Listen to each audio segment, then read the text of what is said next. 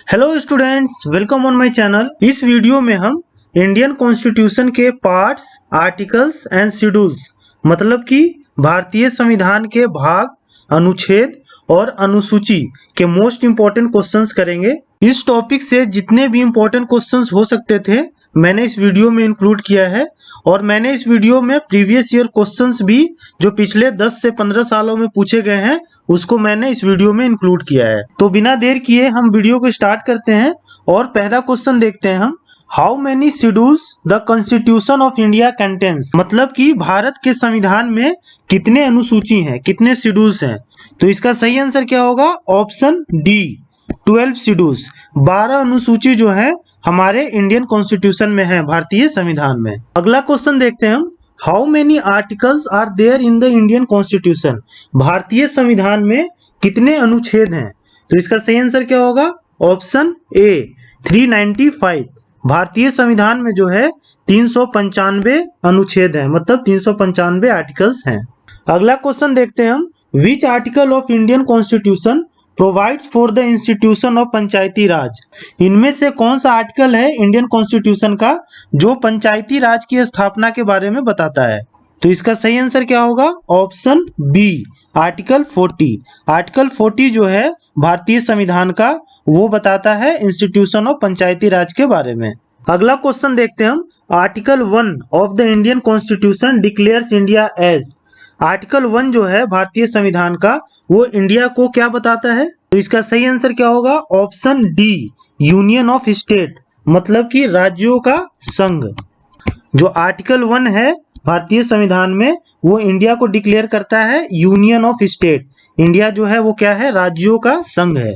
अगला क्वेश्चन देखते हैं हम। विच part of the Indian constitution deals with fundamental right, कौन सा पार्ट है इंडियन कॉन्स्टिट्यूशन का जो मूल अधिकार के बारे में बात करता है। तो इसका सही आंसर क्या होगा? ऑप्शन ए, पार्ट 3। पार्ट 3 जो है इंडियन कॉन्स्टिट्यूशन का वो फंडामेंटल राइट्स के बारे में बात करता है। और आर्टिकल कहां से कहां तक है फंडामेंटल राइट का, मतलब अनुच्छेद तो है 12 से 35 तक, 12 से लेकर 35 तक। अगला क्वेश्चन देखते हैं हम। Part 4 of the constitution of India deals with, part 4 जो है इंडियन कॉन्स्टिट्यूशन का वो किसमें डील करता है। तो इसका सही आंसर क्या होगा? Option C, directive principle of state policy, मतलब कि राज्य के नीति निर्देशक तत्व के बारे में जो है कौन डील करता है? Part 4 of the Indian constitution. अगला क्वेश्चन देखते हैं हम। Power, authority and responsibilities of municipalities are listed in which one of the following schedule of the constitution of India, मतलब कि जो नगर पालिका है उसका पावर, ऑथोरिटी और उसको क्या रिस्पॉन्सिबिलिटी दी गई है ये भारतीय संविधान के किस शेड्यूल में मेंशन है। तो इसका सही आंसर क्या होगा? Option D, 12। 12वां अनुसूची जो है वो क्या बताता है कि नगर पालिका का पावर, ऑथोरिटी और क्या रिस्पॉन्सिबिलिटी है उसके बारे में ये बताता है 12वां अनुसूची। और ये जो 12वां अनुसूची है ये 74th कॉन्स्टिट्यूशनल अमेंडमेंट से 1992 में जो है जोड़ा गया था। अगला क्वेश्चन देखते हैं हम। How many languages have recognised by the constitution, संविधान के द्वारा कितने लैंग्वेज को रिकॉग्नाइज किया गया है। तो इसका सही आंसर क्या होगा? Option B, 22। 22 लैंग्वेज को संविधान के द्वारा रिकॉग्नाइज किया गया है। और ये कहाँ मेंशन है, किस शेड्यूल में, मतलब किस अनुसूची में? तो ये 8th शेड्यूल में मेंशन है लैंग्वेजेस। अगला क्वेश्चन देखते हैं हम। As we all know child labour is totally ban in India, जैसा कि हम जानते हैं कि बाल जो मजदूरी है वो इंडिया में बैन है टोटली। और ये किस आर्टिकल में मेंशन है? आर्टिकल 24 में ये मेंशन है।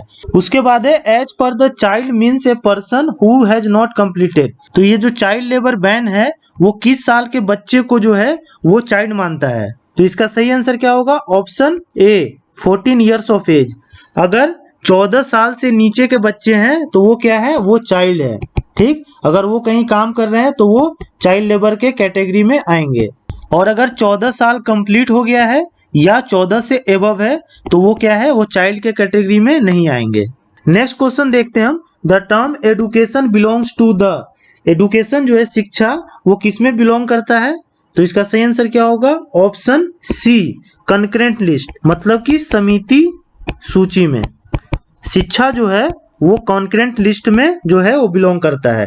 तीन तरह के लिस्ट होते हैं, एक होता है यूनियन लिस्ट जिसे हम कहते हैं संघ सूची, एक होता है स्टेट लिस्ट जिसे कहते हैं राज्य सूची, और तीसरा होता है कंकरेंट लिस्ट जिसे कहते हैं समिति सूची। तो यूनियन लिस्ट में ऐसे सब्जेक्ट्स होते हैं जो यूनियन के द्वारा डील किया जाता है, स्टेट लिस्ट में ऐसे सब्जेक्ट होते हैं जो स्टेट के द्वारा डील किया जाता है, और कंकरेंट लिस्ट में जो है ऐसे सब्जेक्ट होते हैं जो दोनों के इंटरेस्ट में होता है, यूनियन और स्टेट के दोनों के इंटरेस्ट में। नेक्स्ट क्वेश्चन देखते हैं हम। Although union list, state list and concurrent list cover the entire legislative business, yet there may be an item not mentioned anywhere who will legislate on that item। मतलब कि लगभग जो subject हैं वो union list, state list और concurrent list क्या करता है, कवर कर लेता है, लेकिन कुछ ऐसे सब्जेक्ट होते हैं जो इन तीनों में मेंशन नहीं होता है, तो उस पे कौन कानून बना सकता है? तो इसका सही आंसर क्या होगा? ऑप्शन ए, पार्लियामेंट ओनली। ऐसे सब्जेक्ट जो ना यूनियन लिस्ट में है, ना संघ सूची में है, ना राज्य सूची में है और ना ही समिति सूची में है, तो उस पे जो है कानून बनाने का अधिकार किसको है? तो केवल पार्लियामेंट को है, केवल संसद को यह अधिकार है। अगला क्वेश्चन देखते हैं हम। Annual financial statement that is budget has mentioned in which article. जो बजट पेश होता है हर एक साल उसे जो है एनुअल फाइनेंशियल स्टेटमेंट कहते हैं, तो वो किस आर्टिकल में मेंशन है भारतीय संविधान के? तो इसका सही आंसर क्या होगा? ऑप्शन सी, आर्टिकल 112। आर्टिकल 112 में जो है वो बजट के बारे में मेंशन है। अगला क्वेश्चन देखते हैं हम। The method of constitutional amendment is provided in. भारतीय संविधान में अगर संशोधन करना है, अमेंडमेंट करना है, तो किस आर्टिकल में इसका जो है मेथड प्रोवाइड किया है कि कैसे कॉन्स्टिट्यूशनल अमेंडमेंट कर सकते हैं आप? तो इसका सही आंसर क्या होगा? ऑप्शन सी, आर्टिकल 368। आर्टिकल 368 में यह प्रोवाइड किया गया है कि अगर भारतीय संविधान में कुछ संशोधन करना है तो उसका मेथड क्या होगा। नेक्स्ट क्वेश्चन देखते हैं हम। The articles of constitution of India which deal with directive principle of state policy. मतलब राज्य के जो नीति निर्देशक तत्व हैं वो भारतीय संविधान के किस आर्टिकल में मेंशन है? तो इसका सही आंसर क्या होगा? Option B, article 36 to 51। Article 36 से लेके 51 तक में directive principle of state policy जो है वो मेंशन है, मतलब कि राज्य के नीति निर्देशक तत्व। और इसका पार्ट क्या है? अभी मैंने आपको बताया ही, पार्ट 4 में ये मेंशन है। तो पार्ट पूछे तो ये पार्ट 4 है और आर्टिकल पूछे तो 36 से लेके 51 तक है। अगला क्वेश्चन देखते हैं हम। With what subject do the article 5 to 11 of the constitution of India deal. मतलब आर्टिकल 5 से 11 जो है वो किस सब्जेक्ट में डील करता है भारतीय संविधान का? तो इसका सही आंसर क्या होगा? ऑप्शन बी, सिटीजनशिप, मतलब कि नागरिकता। तो सिटीजनशिप का आर्टिकल 5 से 11 है। अगर पार्ट पूछा जाए कि किस पार्ट में है, किस भाग में है, तो ये पार्ट 2 में मेंशन है। अगला क्वेश्चन देखते हैं हम। Which article of the constitution lays down that no person shall be deprived of his life and personal liberty except according to the procedure established by law। मतलब कि संविधान के किस आर्टिकल में ये मेंशन है कि किसी भी आदमी का जो लाइफ है या उसका पर्सनल लिबर्टी है, उसकी स्वतंत्रता जो है वो नहीं लिया जा सकता है except according to the procedure established by law. मतलब बिना कानून के अधिकार के किसी भी पर्सन का उसका लाइफ और उसकी पर्सनल लिबर्टी को नहीं लिया जा सकता है। तो ये किस आर्टिकल में मेंशन है? तो इसका सही आंसर क्या होगा? ऑप्शन ए, आर्टिकल 21। आर्टिकल 21 क्या है? राइट टू लाइफ, जीवन जीने का अधिकार। अगला क्वेश्चन देखते हैं हम। Which of the following article of the Constitution of India has provision for the President to proclaim national emergency। कौन से आर्टिकल के तहत प्रेसिडेंट जो है वो नेशनल इमरजेंसी लगा सकते हैं, मतलब कि राष्ट्रीय आपातकाल लगा सकते हैं? तो इसका सही आंसर क्या होगा? ऑप्शन ए, आर्टिकल 352। आर्टिकल 352 के तहत प्रेसिडेंट जो है वो राष्ट्रीय आपातकाल लगा सकते हैं। आर्टिकल 356 क्या है? तो इसके तहत स्टेट इमरजेंसी लग सकती है, ठीक। और आर्टिकल 360 ये क्या है? फाइनेंशियल इमरजेंसी, वित्तीय आपातकाल जो है वो आर्टिकल 360 के तहत लगाई जा सकती है। नेक्स्ट क्वेश्चन देखते हैं हम। Article 340 of the constitution of India provides for the appointment of a commission to investigate the condition for the improvement of. Article 340 जो है वो प्रोवाइड करता है क्या, अपॉइंटमेंट ऑफ ए कमीशन, एक कमीशन का अपॉइंटमेंट जो इन्वेस्टिगेट करता है क्या, the condition for the improvement of, किसके इम्प्रूवमेंट के कंडीशन को इन्वेस्टिगेट करता है ये। तो इसका सही आंसर क्या होगा, option A, socially and educationally backward classes. Socially and educationally backward classes के कंडीशन में क्या इंप्रूवमेंट हुआ है उसको इन्वेस्टिगेट करने के लिए जो है अंडर आर्टिकल 340 एक कमीशन का अपॉइंटमेंट हो सकता है। अगला क्वेश्चन देखते हैं हम, under which article of the constitution of India can the president be impeached. किस आर्टिकल के तहत प्रेसिडेंट जो है राष्ट्रपति पर महाभियोग चलाया जा सकता है। तो इसका सही आंसर क्या होगा, ऑप्शन बी, आर्टिकल 61। आर्टिकल 61 के तहत जो है वो प्रेसिडेंट पे, राष्ट्रपति पे महाभियोग जो है वो चलाया जा सकता है। अगला क्वेश्चन देखते हैं हम, 8th schedule of the Indian constitution deals with. भारतीय संविधान का 8वां अनुसूची जो है वो किस चीज में डील करता है। तो इसका सही आंसर क्या होगा, ऑप्शन सी, लैंग्वेज। जो 8वां शेड्यूल है भारतीय संविधान का वो भाषा में डील करता है। और कितने भाषा जो है अभी तक रिकॉग्नाइज है इंडियन कॉन्स्टिट्यूशन के द्वारा, तो 22 है वो। अगला क्वेश्चन देखते हैं हम, in which part of the constitution details of citizenship are mentioned. संविधान के किस पार्ट में, किस भाग में जो है वो नागरिकता के बारे में मेंशन है।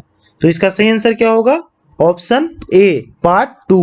पार्ट 2 में जो है वो नागरिकता के बारे में मेंशन है। और आर्टिकल मैंने आपको बता दिया, आर्टिकल कहां से कहां तक है, ये 5 to 11। अगला क्वेश्चन देखते हैं हम, according to article 1641 in 3 states there shall be a minister in charge of tribal welfare, which of the following state is not covered by this article. मतलब कि आर्टिकल 164(1) के तहत 3 स्टेट्स में, ऐसे 3 स्टेट है जहां पे minister in charge of tribal welfare एक अपॉइंट होगा। मतलब कि जनजातीय जो पॉपुलेशन है वहां पे उसके उद्धार के लिए एक मिनिस्टर इन चार्ज अपॉइंट होगा 3 स्टेट्स में। तो इनमें से जो है वो कौन सा स्टेट है जो इसमें कवर नहीं होता है। तो इसका सही आंसर क्या होगा, ऑप्शन डी, पंजाब। पंजाब जो है ये 3 स्टेट में कवर नहीं होता है। बाकी ये कौन कौन से स्टेट हैं, तो मध्य प्रदेश, उड़ीसा और झारखंड। यहाँ पे क्या होगा, एक minister in charge of tribal welfare जो है वो अपॉइंट होगा। और किस आर्टिकल के तहत ये होगा, तो आर्टिकल 164(1) के तहत। अगला क्वेश्चन देखते हैं हम, which article of the constitution of India gives precedence to constitutional provision over the laws made by the union parliament and state legislature. मतलब कि भारतीय संविधान के किस आर्टिकल के तहत जो है यूनियन पार्लियामेंट, जो संसद है, या स्टेट लेजिस्लेचर या मतलब विधानसभा है, वो क्या कर सकता है कि कानून बना सकता है संविधान के दायरे में रह के। संविधान के दायरे से बाहर जाके कानून नहीं बना सकता है, संविधान के दायरे में रह के कानून बना सकता है। तो ये किस आर्टिकल में ऐसा मेंशन है। तो इसका सही आंसर क्या होगा, ऑप्शन सी, आर्टिकल 245। आर्टिकल 245 में ये मेंशन है कि जो संसद है और जो विधानसभा है वो क्या कर सकता है, कानून बना सकता है, लेकिन वो क्या होगा, कॉन्स्टिट्यूशनल दायरे के अंदर होगा। अगला क्वेश्चन देखते हैं हम, which of the following provision of Indian constitution deals with the appointment and dismiss of the council of minister. भारतीय संविधान के किस आर्टिकल के तहत जो है अपॉइंटमेंट और डिसमिसल किया जाता है काउंसिल ऑफ मिनिस्टर्स का। तो इसका सही आंसर क्या होगा, ऑप्शन डी, आर्टिकल 75। आर्टिकल 75 के तहत जो है वो क्या किया जाता है, काउंसिल ऑफ मिनिस्टर्स का अपॉइंटमेंट और डिसमिसल उनका किया जाता है। अगला क्वेश्चन देखते हैं हम, for the distribution of powers between union and states the constitution of India introduce 3 list, which article govern distribution of power. मतलब कि डिस्ट्रीब्यूशन ऑफ पावर के लिए, पावर का जो है डिस्ट्रीब्यूशन अच्छी तरह से हो, इसके लिए क्या है, 3 लिस्ट है। मैंने अभी आपको बताया ही कौन कौन से वो लिस्ट है, तो यूनियन लिस्ट है, स्टेट लिस्ट है और कॉन्करेंट लिस्ट है। ठीक, तो ये जो है भारतीय संविधान के किस आर्टिकल में मेंशन है। तो इसका सही आंसर क्या होगा, option D, article 245 and article 246।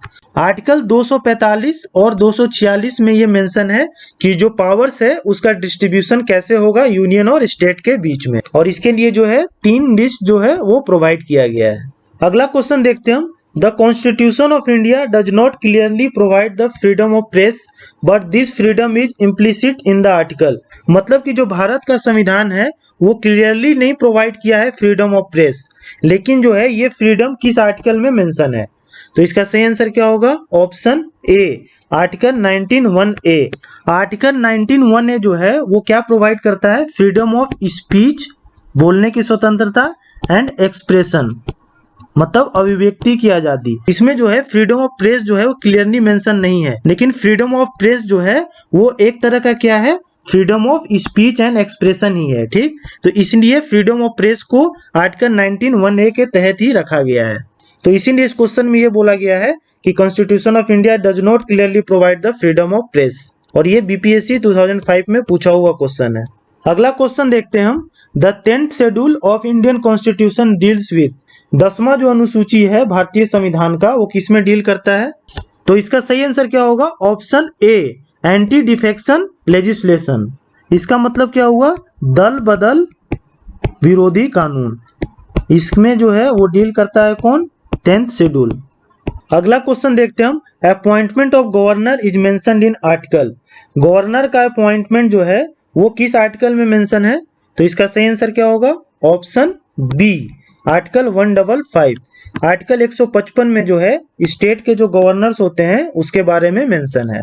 अगला क्वेश्चन देखते हैं हम। Appointment of state chief minister and council of minister mention in the article. मतलब कि स्टेट का जो चीफ मिनिस्टर होता है और उसके जो काउंसिल ऑफ मिनिस्टर होते हैं उसके अपॉइंटमेंट जो है वो किस आर्टिकल में मेंशन है भारतीय संविधान के?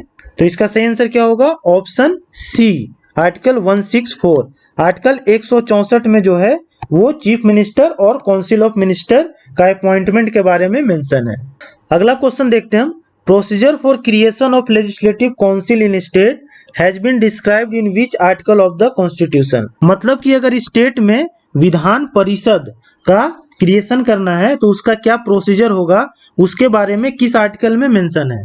तो इसका सही आंसर क्या होगा? Option B, article 169। ये जो है आर्टिकल 169 में मेंशन है कि अगर लेजिस्लेटिव काउंसिल का क्रिएशन करना है स्टेट में तो उसका क्या प्रोसीजर है। अगला क्वेश्चन देखते हैं हम। Which of the constitutional provision lays down that taxes can neither be levied nor collected without the authority of law. संविधान के किस आर्टिकल में ये मेंशन है कि जो टैक्सेज है वो जो है बिना कानून के अधिकार के ना ही लगाए जा सकते हैं और ना ही कलेक्ट किए जा सकते हैं? तो इसका सही आंसर क्या होगा? ऑप्शन ए, आर्टिकल 265। आर्टिकल 265 में ये मेंशन है कि बिना कानून के अधिकार के ना ही कोई टैक्सेस लगाया जा सकता है और ना ही कलेक्ट किया जा सकता है। अगला क्वेश्चन देखते हैं हम। Function to be assigned to panchayat by 73rd amendment of constitution are mentioned in. मतलब कि पंचायत को क्या काम सौंपा गया है 73rd अमेंडमेंट जो हुआ था कॉन्स्टिट्यूशन में उसके द्वारा। और ये 73rd अमेंडमेंट कब हुआ था? 1992 में हुआ था। 73rd और 74th। और 74th अमेंडमेंट में क्या मेंशन किया गया है? नगर पालिका, ठीक, म्युनिसिपैलिटीज के बारे में। तो ये जो है पंचायत का किस शेड्यूल में मेंशन है कि उनको क्या काम सौंपा गया है? तो इसका सही आंसर क्या होगा? Option B, 11th schedule. 11th schedule में ये मेंशन है। और नगर पालिका को क्या काम सौंपा गया है वो कौन से शेड्यूल में मेंशन है? तो वो है 12th शेड्यूल में। अगला क्वेश्चन देखते हैं हम। Which provision relating to the fundamental rights is directly related to the exploitation of children। मतलब कि फंडामेंटल राइट्स का ऐसा कौन सा आर्टिकल है जो बच्चों के शोषण से रिलेटेड है? तो इसका सही आंसर क्या होगा? Option D, article 24। आर्टिकल 24 जो है वो बच्चों के शोषण से रिलेटेड है। अगला क्वेश्चन देखते हैं हम। The article of Indian constitution related to abolition of untouchability is. कौन सा आर्टिकल जो है भारतीय संविधान का वो रिलेटेड है एबोलिशन ऑफ अनटचेबिलिटी से, मतलब छुआछूत को हटाने से? तो इसका सही आंसर क्या होगा? ऑप्शन ए, आर्टिकल 17। आर्टिकल 17 जो है भारतीय संविधान का वो जो है क्या डील करता है? एबोलिशन ऑफ अनटचेबिलिटी, मतलब छुआछूत को हटाना है। अगला क्वेश्चन देखते हैं हम। It shall be the duty of every citizen of India to protect and improve the natural environment. जो नेचुरल इन्वायरमेंट है उसको प्रोटेक्ट करना और उसको इम्प्रूव करना, ये सारे जो इंडिया के नागरिक है उनका ये कर्तव्य है। ये जो है स्टेटमेंट वो किस आर्टिकल में मेंशन है? तो इसका सही आंसर क्या होगा? ऑप्शन सी, आर्टिकल 51A। आर्टिकल 51A में जो है ये मेंशन है कि हमारे नेचुरल एनवायरनमेंट को हमें प्रोटेक्ट करना और इम्प्रूव करना ये सभी सिटीजन्स का एक कर्तव्य है। अगला क्वेश्चन देखते हैं हम। Which article of Indian constitution enumerates fundamental duties of Indian citizen. कौन सा आर्टिकल है भारतीय संविधान का जो भारतीय नागरिकों के फंडामेंटल ड्यूटीज मतलब कि मौलिक कर्तव्य के बारे में बताता है। तो इसका सही आंसर क्या होगा? ऑप्शन सी, आर्टिकल 51A। आर्टिकल 51A जो है वो भारतीय नागरिकों के फंडामेंटल ड्यूटीज यानी कि मौलिक कर्तव्य के बारे में बताता है। और अभी जो फिलहाल है वो कितने फंडामेंटल ड्यूटीज हैं? तो 11 फंडामेंटल ड्यूटीज हैं एज ऑफ नाउ। अगला क्वेश्चन देखते हैं हम। Election commission of India is mentioned under article. Election commission जो है इंडिया का वो किस आर्टिकल के तहत मेंशन है? तो इसका सही आंसर क्या होगा? ऑप्शन ए, आर्टिकल 324। आर्टिकल 324 के तहत जो है election commission of India mention है। नेक्स्ट क्वेश्चन देखते हैं हम। The constitutional status has given to panchayat under article. मतलब कि पंचायत को जो है वो क्या किया गया? संवैधानिक दर्जा दिया गया है। वो किस आर्टिकल के तहत दिया गया है? तो इसका सही आंसर क्या होगा? Option B, article 243। आर्टिकल 243 के तहत जो है वो पंचायत को संवैधानिक दर्जा दिया गया है। अगला क्वेश्चन देखते हैं हम। Under which article of the constitution of India can the Indian parliament make laws under the residuary powers.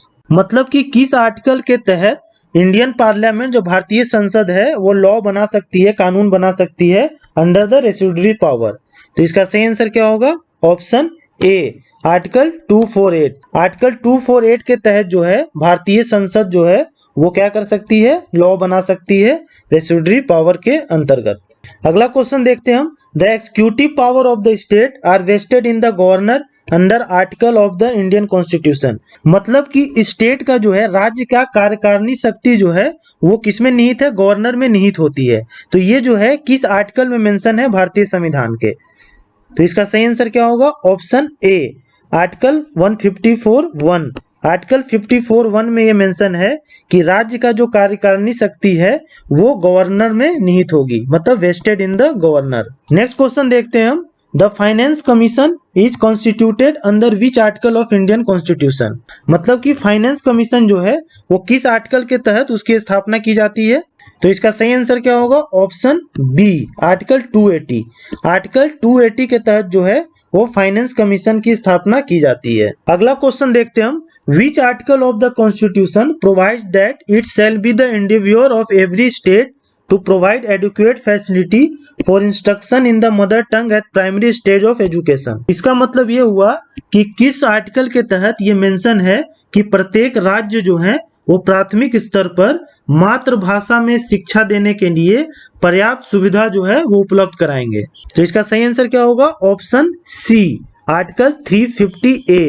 Article 350A के तहत जो है ऐसा मेंशन है कि प्रत्येक राज्य जो है वो क्या करेगा कि प्राथमिक स्तर पे जो है मातृभाषा में शिक्षा देने के लिए जो भी सुविधा हो सकता है उसको प्रोवाइड कराएगा। और ये जो है काफी इंपॉर्टेंट क्वेश्चन है, यूपीएससी 2001 में पूछा गया है, मे भी रिपीट हो सकता है ये। अगला क्वेश्चन देखते हैं हम। The 9th schedule to the constitution was added by. 9वां जो शेड्यूल है, 9वां जो अनुसूची है भारतीय संविधान में वो किस संविधान संशोधन के द्वारा जो है वो जोड़ा गया था? तो इसका सही आंसर क्या होगा? ऑप्शन ए, फर्स्ट अमेंडमेंट। पहला संविधान संशोधन से जो है ये 9th शेड्यूल जोड़ा गया था। और ये किस ईयर में जोड़ा गया था? 1951 में जोड़ा गया था।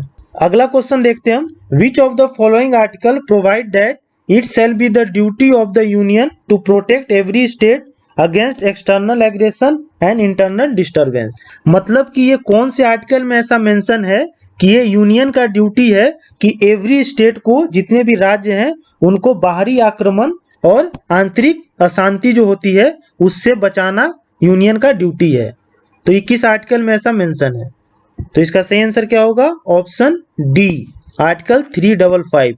आर्टिकल 355 355 में ये मेंशन है कि ये यूनियन का ड्यूटी है कि वो सारे स्टेट को बाहरी आक्रमण और आंतरिक अशांति से बचाना उनका ड्यूटी है। अगला क्वेश्चन देखते हैं हम। Which one of the following schedule of the Indian Constitution lists the name of the state and specifies their territories? भारतीय संविधान के कौन से अनुसूची में सारे स्टेट के नाम और उनका जो टेरिटरी है वो स्पेसिफाई है, मतलब वो मेंशन है? तो इसका सही आंसर क्या होगा? ऑप्शन ए, फर्स्ट। पहला जो शेड्यूल है, पहला जो अनुसूची है उसमें ये मेंशन है सारे स्टेट के नाम और उनका टेरिटरी। अगला क्वेश्चन देखते हैं हम। Constitution of India has how many parts? Bharat के संविधान के कितने पार्ट्स हैं? तो इसका सही आंसर क्या होगा? ऑप्शन ए, 22 पार्ट जो हैं वो भारतीय संविधान में है। अगला क्वेश्चन देखते हैं हम, initially how many schedules are there in the constitution of India. Initially जो थे कितने अनुसूची थे भारतीय संविधान में, तो इसका सही आंसर क्या होगा, ऑप्शन ए 8 शेड्यूल जो थे वो इनिशियली थे, बाद में 9, 10, 11, 12 जोड़ा गया, तो अभी टोटल कितने हैं, 12 शेड्यूल्स हैं, 12 अनुसूची हैं। अगला क्वेश्चन देखते हैं हम, the schedule of the constitution of India, मतलब किस शेड्यूल में contains special provision for the administration and control of schedule areas in several state, मतलब कि कुछ राज्य के जो अनुसूचित क्षेत्र हैं उसके लिए स्पेशल प्रोविजन प्रोवाइड किया गया है उनके एडमिनिस्ट्रेशन और उनके कंट्रोल के लिए, तो ये किस शेड्यूल में मेंशन है, तो इसका सही आंसर क्या होगा, ऑप्शन बी 5th शेड्यूल, ये जो है 5वें जो अनुसूची है उसमें ये मेंशन है।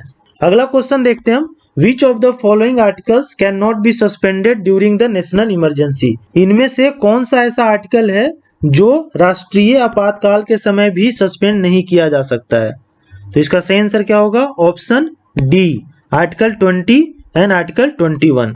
ये दो आर्टिकल जो है आर्टिकल 20 और आर्टिकल 21, ये राष्ट्रीय आपातकाल के समय भी सस्पेंड नहीं किया जा सकता है, और ये दोनों क्या हैं, दोनों फंडामेंटल राइट्स हैं। अगला क्वेश्चन देखते हैं हम, which article says that there shall be a president of India, कौन सा आर्टिकल ऐसा बोलता है कि भारत का एक राष्ट्रपति होगा, तो इसका सही आंसर क्या है, ऑप्शन सी आर्टिकल 52। आर्टिकल 52 बोलता है कि भारत का एक राष्ट्रपति होगा। तो होप आपको सारे क्वेश्चंस क्लियर हो गए होंगे। मैंने लगभग जितने भी इंपॉर्टेंट क्वेश्चंस थे इस टॉपिक के मैंने इस वीडियो में कवर किया है, सो आप इस वीडियो को 1 से 2 बार देखिए और चीजों को नोट डाउन करके बार बार रिवाइज कीजिए। और अगर आपको ये वीडियो अच्छा लगा तो please like, share and subscribe to my channel. Thank you.